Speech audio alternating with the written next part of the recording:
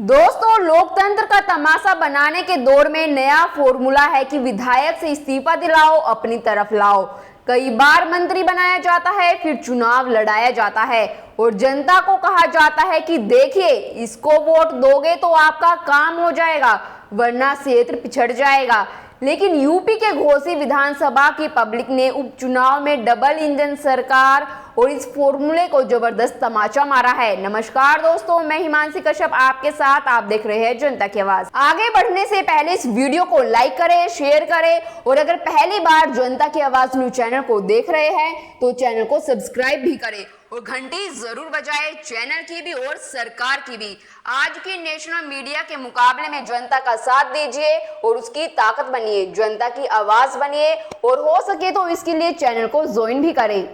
घोसी विधानसभा उपचुनाव में बीजेपी उम्मीदवार दारा सिंह चौहान की हार हो गई है, वो भी उस सरकार में जिसके 4 साल से ज्यादा बाकी है।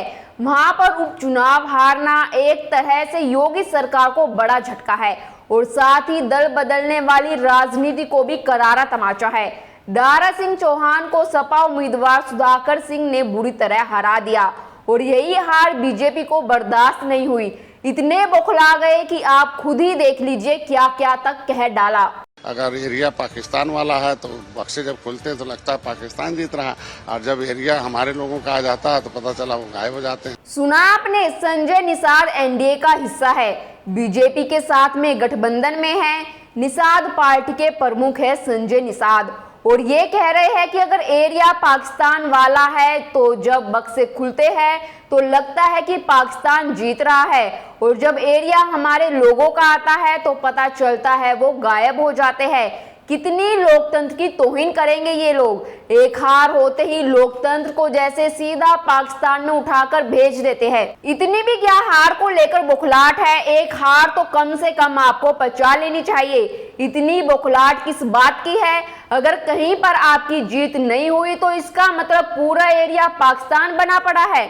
चुनाव में कोई हारता है, कोई जीतता है, इतनी बेशर्मी थोड़ी ना होनी चाहिए। चुनाव के अंदर तो जो जनमत होता है उसको स्वीकार करना चाहिए। उस सीट के जो उम्मीदवार, जितने भी वहां पर लोगों ने मतगणना में हिस्सा लिया है, वोट डाले हैं, उनको वोटरों को पाकिस्तानी घोषित कर देंगे कि उन्होंने बीजेपी को वोट नहीं डाला, आपके गठबंधन में वोट नहीं डाला तो पाकिस्तानी है। बीजेपी के ये हालात है, ये बौखलाहट है कि एक सीट की हार भी नहीं पचा पा रहे हैं। सबसे पहले तो दल बदलू वाला फैक्टर देख लेते हैं। दारा सिंह चौहान को टिकट दिया। दारा सिंह चौहान क्यों दल बदलने में चैंपियन माने जाते हैं, आप उनका ये इतिहास देखिए। दारा सिंह चौहान पहले कांग्रेस में थे, उसके बाद कांग्रेस से सपा में गए, सपा में बीएसपी में गए, बीएसपी से बीजेपी में गए, बीजेपी से दूसरी बार सपा में गए और एक बार फिर बीजेपी में चले गए क्योंकि बीजेपी की सरकार आ गई। पिछले टर्म में भी योगी सरकार में मंत्री दारा सिंह चौहान, लेकिन जब लगा कि टिकट कट जाएगा तो पार्टी बदल ली। उसके बाद सपा में आए, चुनाव जीते, लेकिन चूंकि सपा की सरकार नहीं आई तो उसके बाद वापस बीजेपी में चले गए। लेकिन घोसी विधानसभा की जनता ने ऐसा सबक सिखाया है कि अब दारा सिंह चौहान का राजनीतिक करियर खतरे में आ गया है। उनको लगा था कि सरकार के साथ जाएंगे, पब्लिक को बोलेंगे कि हमें वोट दोगे तो आपके काम हो जाएंगे, लेकिन पब्लिक ने भी सबक सिखा दिया। लेकिन यह सबक सिर्फ दारा सिंह चौहान या बीजेपी के लिए नहीं है, मोदी योगी की डबल इंजन सरकार के लिए नहीं है, ये समाजवादी पार्टी के लिए भी सबक है कि जो चुनाव के करीब आपके पास आते हैं उनकी बजाय अपने कार्यकर्ताओं को टिकट देना चाहिए, चाहे वह बीजेपी हो या समाजवादी पार्टी हो। अब आप सोच कर देखिए कि दल बदल कर जो नेता आते हैं उनको टिकट दे दिया जाता है और जो पार्टी के लिए मेहनत करते हैं उनको नजरअंदाज कर दिया जाता है। मैं यहाँ तमाम पार्टियों की बात कर रही हूँ, कोई सपा की या बीजेपी की नहीं कर रही। तमाम पार्टियों में ऐसा देखने को मिलता है कि विचारधारा से समझौता करके जो नेता दल बदल कर आते हैं अक्सर उनको टिकट दे दिया जाता है और दारा सिंह चौहान का ये चुनाव हारना ऐसे ही नेताओं के लिए सबक है, सभी पार्टियों के लिए सबक है, साथ ही मोदी योगी की डबल इंजन सरकार के लिए भी सबक है कि लोकतंत्र का मजाक मत बनाइए। इस तरह दल बदलवाकर फिर से चुनाव लड़ना और मुफ्त की रेडियो की बहुत उदाहरण देना। पीएम मोदी तो क्या ये सब में खर्चा नहीं आता, क्यों दोबारा खर्चा कराया गया? आखिर दारा सिंह चौहान को अपनी पार्टी में लेने की जरूरत क्या थी?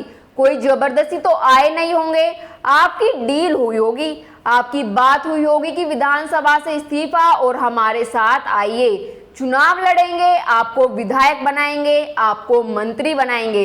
लेकिन घोसी विधानसभा की जनता ने ये सारे मंसूबों पर पानी फेर दिया।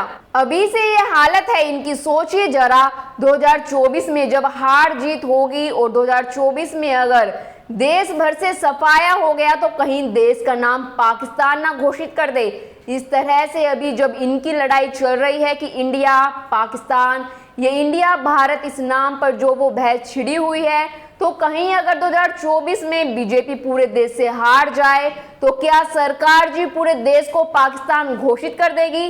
अपनी राय कमेंट कर जरूर बताइएगा और बाकी खबरों के लिए देखते रहिए जनता की आवाज।